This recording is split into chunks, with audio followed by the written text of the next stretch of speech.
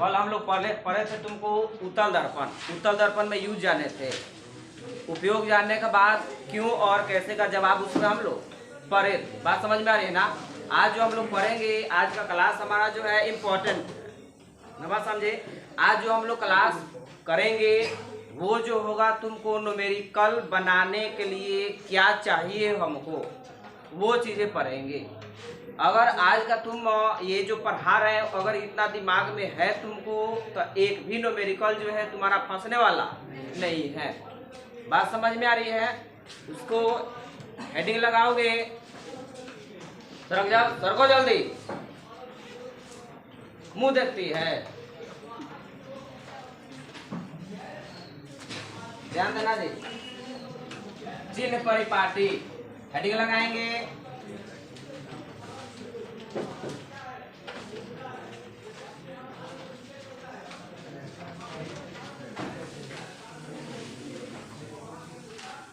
चिन्ह परिपाटी,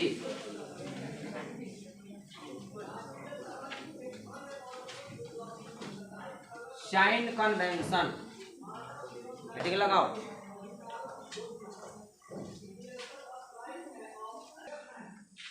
इसके बारे में हम तुमसे पूछे, ध्यान देना। ये चिन्ह परिपाटी तुमको अभी हम लोग फिलहाल जो है मिरर कितने प्रकार के देखे हैं, 3 प्रकार के। बस हम जैसे इसमें समतल का बात हमें नहीं करनी है, हमको करनी है अवतल और उत्तल के बारे में। ये दर्पण है तो पहले चिन्ह परिपाटी देखेंगे अवतल में, फिर देखेंगे उत्तल में। लेंस में भी ये चिन्ह परिपाटी हुआ करता है। लेंस बोले तो उत्तल लेंस और अवतल लेंस। तो आज का जो हमारा क्लास है तुमको वो किसका है, अवतल दर्पण के बारे में चिन्ह परिपाटी।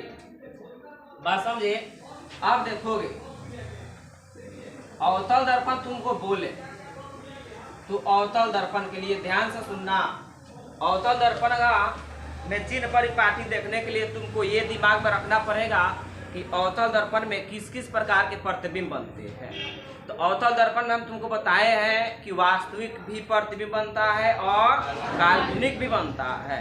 अवतल दर्पण में तुमको वस्तु के सामने भी प्रतिबिंब, दर्पण के सामने भी प्रतिबिंब बनता है और दर्पण के पीछे भी बनता है। उसके बाद तुमको बताए हैं कि प्रतिबिंब जो है प्रधान अक्ष के ऊपर भी बनता है, प्रधान अक्ष के नीचे ही बनता है। ये सारी चीजें हम बताए हैं। इसके लिए हम तुमसे पूछे एक और चीज है, ध्यान देना कि जैसे मुझसे पूछे कि हम लोग कोऑर्डिनेट पढ़े हुए हैं, बस समझे, कोऑर्डिनेट पढ़े ना मैथ में। ये इसमें तुम पढ़े होगे, देख लो हम एक बार कर दे रहे हैं इसको। ये कलर दिखाई दे रहा है पीछे से, दिखाई दे रहा है ना तुमको ये वाला कलर। तो इसमें हम तुमसे पूछे कि इसको हम लोग x बोलते हैं, इसको x डैश, इसको y और इसको y डैश। हम तुमसे पूछे क्या कि इसको हम x डैश बोल सकते हैं कि नहीं बोल सकते हैं, या इसको x बोल सकते हैं कि नहीं बोल सकते हैं, बोल सकते हैं। क्या कर सकते हैं, बोल सकते हैं। किसी को कुछ भी मान लो, कोई दिक्कत नहीं है, किसी को कुछ भी मान लो, इसको x, इसको y मान लो, इसको x, कोई दिक्कत नहीं है। लेकिन अगर इसको y मारे तो इसको x मारना पड़ेगा।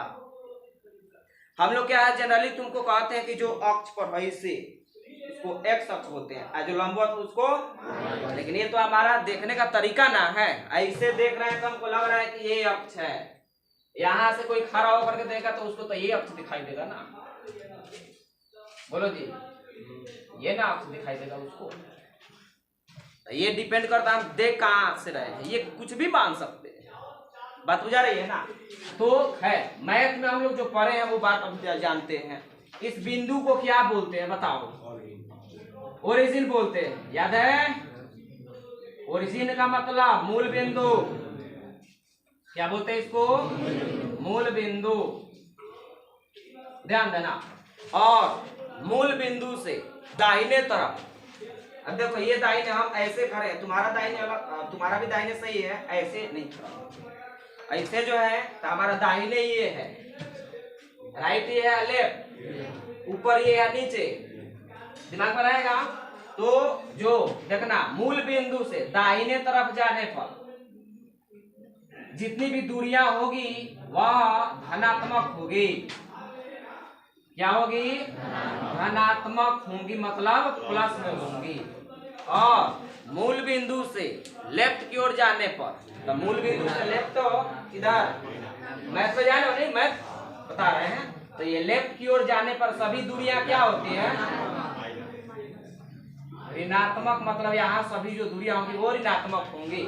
मूल बिंदु से ऊपर, मूल बिंदु से ऊपर जाएंगे तो प्लस होगा, प्लस का मतलब धनात्मक, मतलब यहाँ हम प्लस लिख देते हैं पॉजिटिव। बोलो जी।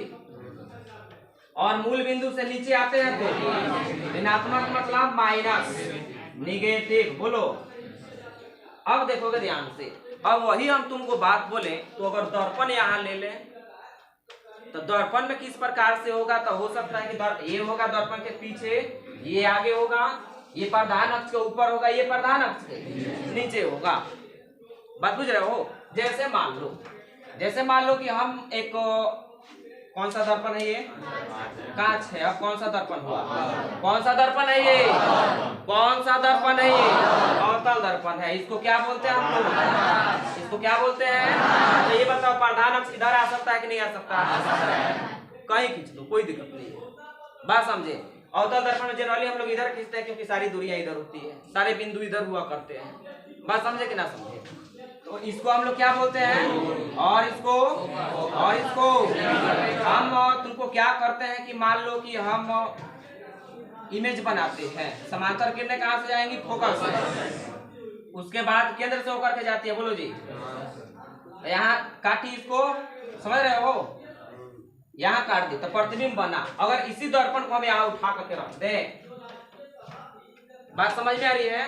तो इधर उठा करके यहाँ रख दे तो ये वाला दर्पण के पीछे वाला भाग हुआ, ये दर्पण के बोलो आगे या सामने। भाई देखो, ये तो एक से चल जाएगा, इस पर चलेगा ना जी। तो इस पर जाएगा तो ये हो गया प्रधान अक्ष, तो वही हो गया प्रधान अक्ष के ऊपर, ये हो गया प्रधान अक्ष के नीचे। इसका कहने का मतलब ये है कि अगर इसको हम सेट करें, ध्यान से सुनोगे, तो अवतल दर्पण में हम लोगों को चिन्ह परिपाटी देखने के लिए सबसे पहले जानना पड़ेगा कि अवतल दर्पण में कितने प्रकार के प्रतिबिंब बनते हैं। तो अवतल दर्पण में दो प्रकार के प्रतिबिंब बनते हैं, एक को बोलते हैं वास्तविक प्रतिबिंब और दूसरे को काल्पनिक प्रतिबिंब बोलते हैं।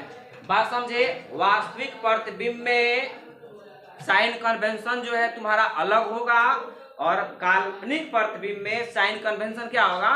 अलग होगा, थोड़ा सा अलग होगा।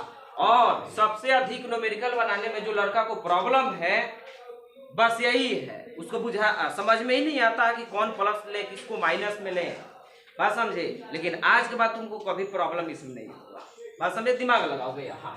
तो हम तुमसे साइन कन्वेंशन किसके बारे में पढ़ने जा रहे हैं? हम लोग अवतल के बारे में।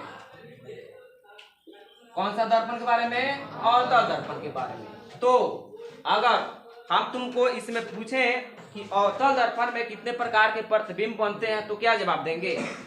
बोलो। दो प्रकार के। तो हम बात करेंगे प्रतिबिंब के बारे में, ध्यान से सुनो। यहाँ हम एक फिगर बना रहे हैं, ध्यान देना। यहाँ हम एक फिगर बना रहे हैं, ये रहा हमारे पास। कौन सा दर्पण हो गया? ये अवतल हो गया। ध्यान दो, यहाँ P हो गया, यहाँ F हो गया, यहाँ C हो गया। और उसके मान लो हम यहाँ रखे थे ऑब्जेक्ट, यहाँ से क्लिक है, ऐसे आ गई ना, फिर तुमको सेंटर से होकर के गई, यहाँ काट दी। बोलो जी, समझ में आ रही है ना? जैसे गई वैसे वापस आ गई। यहाँ प्रतिबिंब हमारा बना AB और ये हो जाएगा ये हो जाएगा तुम्हारा B डैश डैश। ध्यान देना। अब हम तुमसे पूछें इसमें कि यहां से बना, ध्यान देना, ध्रुव से F तक के बीच की दूरी को फोकस दूरी कहते हैं। ध्रुव से वक्रता केंद्र तक की दूरी को वक्रता त्रिज्या कहते हैं। और सुनो नया चीज, इतनी बात तो हम लोग पहले से पढ़ते आ रहे हैं। जहां वस्तु रखी हुई है तो दर्पण के, देखो, दर्पण के ध्रुव से वस्तु तक की दूरी को वस्तु दूरी कहते हैं। क्या कहते हैं? वस्तु दूरी या वस्तु की दूरी, इसको u द्वारा सूचित किया जाता है। और ध्रुव से जहां प्रतिबिंब बना है वहां तक की दूरी को प्रतिबिंब की दूरी कहते हैं। ढेर हचपच हो गया, नहीं बुझाया? नहीं बुझाया? एकदम बुझाएगा, ध्यान दो। हम लोग यहाँ क्या सीखे कि u जब रहेगा तो ये किसकी दूरी है? ऑब्जेक्ट डिस्टेंस है, मतलब वस्तु की दूरी है। v है इमेज डिस्टेंस, प्रतिबिंब की दूरी, बोलो जी। और f जो है फोकस दूरी है, फोकस डिस्टेंस। हम तुमको पूछे सभी दूरियां कहाँ से मापी जाती है? सभी दूरियां कहाँ से मापी जाती है? सभी दूरियां कहाँ से मापी जाती है? ध्रुव से मापी जाती है। यहाँ हम तुमसे पूछे r के बारे में, तो ये क्या है? सेंटर ऑफ कर्वेचर, बोलो। हाँ, रेडियस ऑफ कर्वेचर।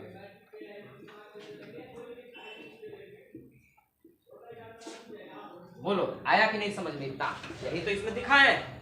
मतलब जहां भी u दिख जाए समझ जाएंगे कि इसकी दूरी है, इसकी दूरी है, वस्तु की दूरी, ऑब्जेक्ट डिस्टेंस। आप सभी दूरी कहाँ से मापेंगे तो परिभाषा तो आ जाएगा ना समझ में। ध्रुव से वस्तु तक की दूरी को वस्तु दूरी कहते हैं, वस्तु की दूरी कहते हैं। ध्रुव से प्रतिबिंब तक की दूरी को प्रतिबिंब की दूरी कहते हैं, बोलो जी।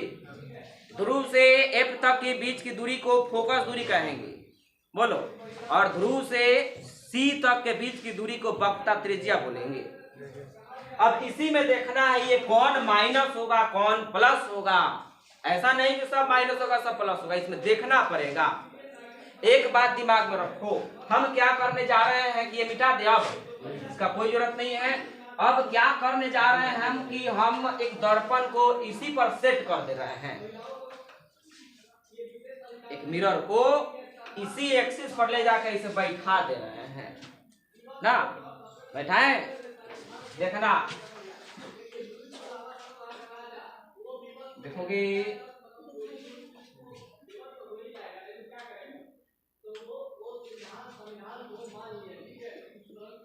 यही ना मिरर है? कौन सा मिरर है? दर्पण हो गया हमारा। देखो इसी पर ले जाकर बैठा, बात समझे? ये हुआ ए साइड, ये ए साइड दर्पण के सामने वाला भाग है कि पीछे वाला भाग है? सामने वाला भाग कि पीछे वाला भाग? सामने वाला भाग है। अभी क्या है? पीछे वाला भाग है। यानी अवतल दर्पण में जितना पीछे की दूरी होगी, अवतल दर्पण में जितना पीछे की दूरी होगा सब धनात्मक कि ऋणात्मक? धनात्मक कि ऋणात्मक? धनात्मक, क्योंकि ये हम लोग कोऑर्डिनेट जानते हैं। बात समझे कि ना समझे? आज जितनी सामने की दूरियां हैं ऋणात्मक होंगे, लेकिन डिपेंड करता है कि प्रतिबिंब वास्तविक है कि काल्पनिक है। वास्तविक प्रतिबिंब में यही होगा कि प्रतिबिंब इधरे बन जाएगा, और काल्पनिक प्रतिबिंब में प्रतिबिंब यहाँ बनेगा। बात बुझा रही है? और जो प्रतिबिंब, अच्छा एक और चीज है, देखो तो HO, H for height, O for object. Object की हाइट, हाइट ऑफ ऑब्जेक्ट, और HI बोल दें, बोलो,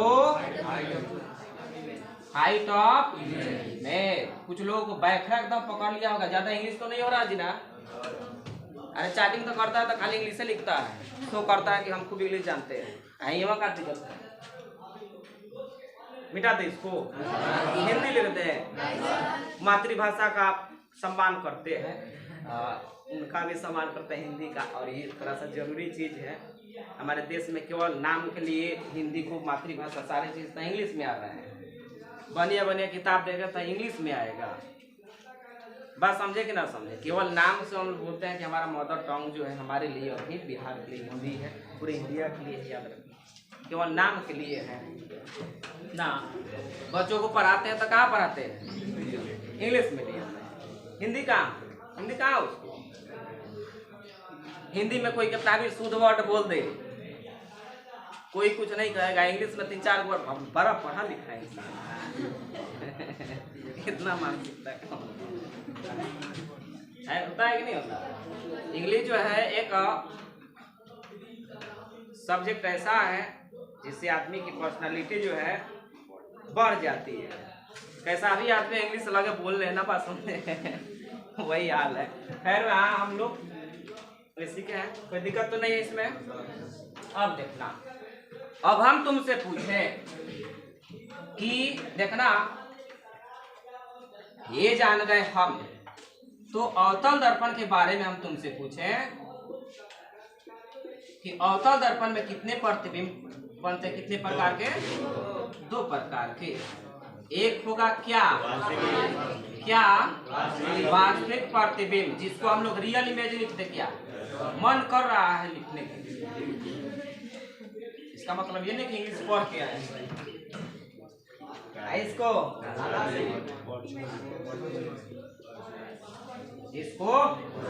वर्चुअल इमेज के मतलब हिंदी काल्पनिक प्रतिबिंब या आभासी। सुनो, अब बताओ हमें कि अगर चला बताओ कि रियल वास्तविक प्रतिबिंब बनेगा तो वस्तु की ऊंचाई धनात्मक होगी कि ऋणात्मक होगी? खुद से सोचो। यदि प्रतिबिंब वास्तविक है तो वस्तु की ऊंचाई धनात्मक कि ऋणात्मक? इतना टाइम नहीं लेंगे। पॉजिटिव होगा, हाँ जी, निगेटिव होगा। अरे वास्तविक प्रतिबिंब बनेगा तो प्रतिबिंब दर्पण के सामने होगा और वो प्रधान अक्ष के नीचे होगा कि ऊपर होगा? नीचे होगा कि ऊपर होगा? नीचे होगा। तो नीचे होगा तो ये निगेटिव ना है। बोलो, नहीं बुझा रहा? अच्छा, बुझा रहा है तो खड़ा हो। कौन है जी? चलो लड़की खड़ा हो, बताओ। ये लड़की पढ़ रही है, मन से पढ़ रही है। चलो बताओ तुम, यदि काल्पनिक प्रतिबिंब होगा, यदि काल्पनिक प्रतिबिंब होगा तब वस्तु की ऊंचाई क्या होगी? धनात्मक कि ऋणात्मक? धनात्मक। बोलो जी, सही है कि गलत? सही है, क्योंकि काल्पनिक बनेगा तो दर्पण के पीछे, और दर्पण के पीछे बनेगा तो वस्तु ऊपर ना होती है, तो ऊपर की दूरी है धनात्मक। नहीं बुझा रहा है? बुझा रहा है तो खड़ा हो जाओ। बताओ कि काल्पनिक प्रतिबिंब में प्रतिबिंब की दूरी धनात्मक कि ऋणात्मक? काल्पनिक प्रतिबिंब में प्रतिबिंब की दूरी धनात्मक कि ऋणात्मक?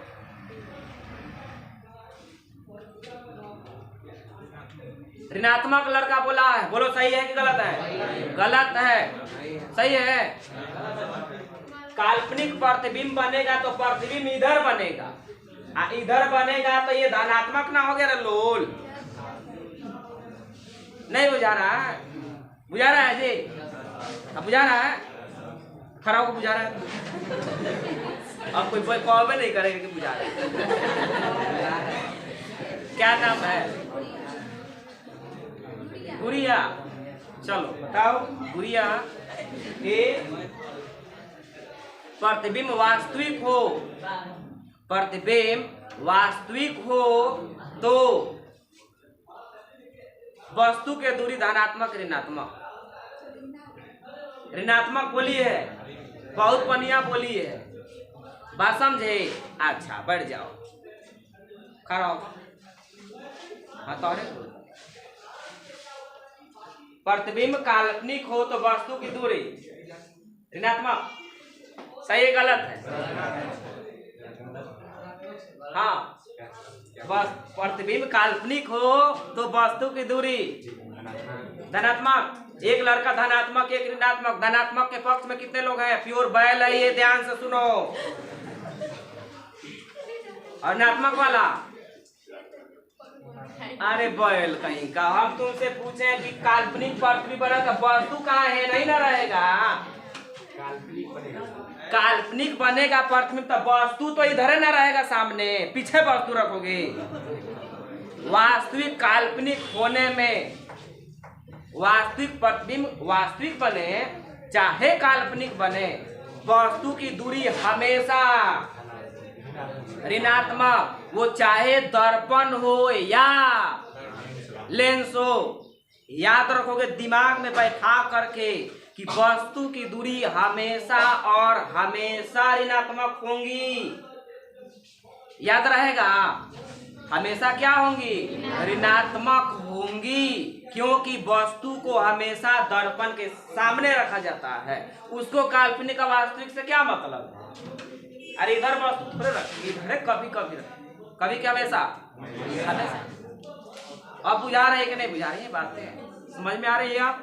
तो लिखते हैं हम लोग। तो देखो, वास्तविक प्रतिबिंब बढ़ रहा है, तो वास्तविक प्रतिबिंब है लड़का, वास्तविक प्रतिबिंब बढ़ रहा है तो यू के मतलब वस्तु के दूरी धनात्मक की ऋणात्मक? बोलो ऋणात्मक। देखो निगेटिव समझ में आ रही है? अच्छा, प्रतिबिंब की दूरी, तो वास्तविक प्रतिबिंब बनेगा। हाँ सही बोल रही है, वास्तविक प्रतिबिंब बनेगा तो प्रतिबिंब कहाँ? दर्पण के सामने के पीछे? वास्तविक प्रतिबिंब में प्रतिबिंब सामने बनेगा कि पीछे बनेगा? सामने बनेगा। तो सामने बनेगा तो सामने के दूरियां देख ले दे, लेफ्ट में आ रहे हैं मूल बिंदु से, तो ये क्या हो गए? ये भी ऋणात्मक हो गए। अच्छा, उसके बाद हम तुमसे पूछे कि फोकस दूरी, तो फोकस दूरी अवतल दर्पण में ए साइड होता है कि बी साइड? ए साइड की दूरी रहा तो सब तो ऋणात्मक है, तो फोकस दूरी भी तुम्हारी क्या हो गई? ऋणात्मक हो गई। उसके बाद बोलो आर धनात्मक ऋणात्मक? धनात्मक ऋणात्मक धनात्मक ऋणात्मक बोलो जी निगेटिव। ओकरा बाद हम तुमसे पूछे कुछ और बाकी है। सी नहीं को, सी तो एक बिंदु है, दूरियां ना है, दूरी हमको खोजना है। सी तो एक बिंदु है, एक बिंदु है, ये सब डिस्टेंस है, मेजरमेंट करते हैं डिस्टेंस को, बिंदु को नहीं।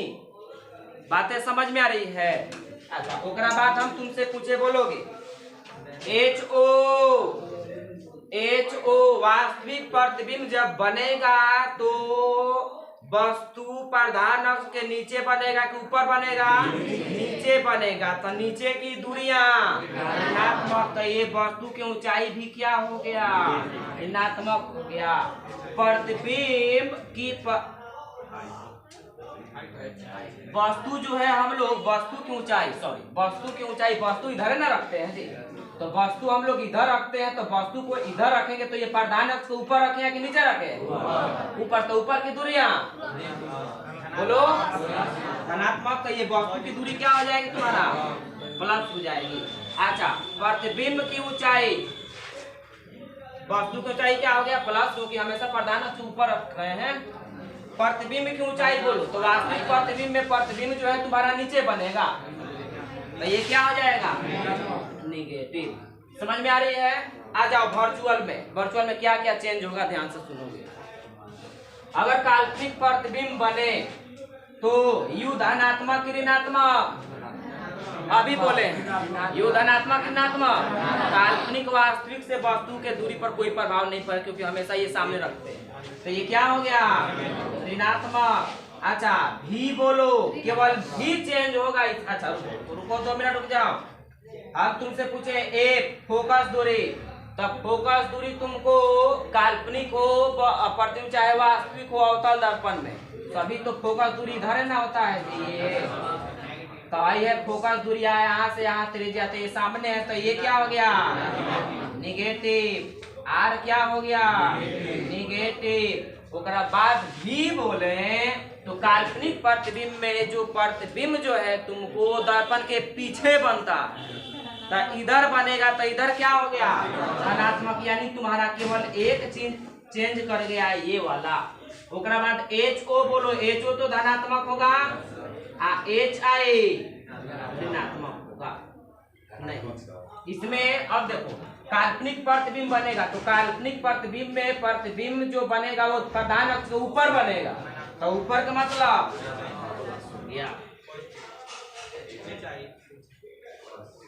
देखो। तो वास्तविक काल्पनिक में कौन कौन सी चीजें बदले? एक बदला तुमको भी बदल गया, एक ये एक एच आई बदल गया। 2 चीजें दोनों में कॉमन है, बाकी 2 चीजें डिफरेंट है, बाकी सब दोनों में कॉमन है। कोई दिक्कत है इसमें? बोलो जी, आया समझ में? अब ये जो है तुमको हो गया न्यूमेरिकल के लिए, इस पर एक न्यूमेरिकल छूटने वाला नहीं है। लोग मिलते हैं, जय हिंद जय भारत, नोट कर लो।